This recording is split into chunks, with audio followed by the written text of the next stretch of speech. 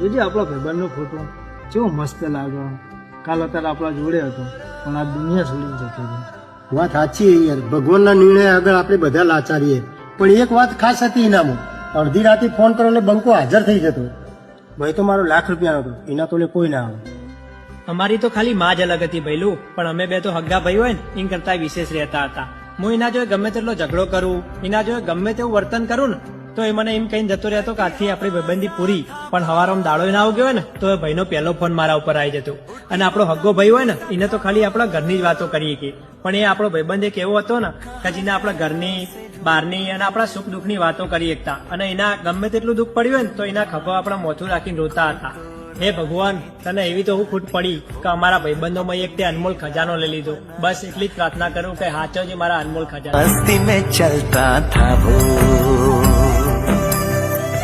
हमको कल की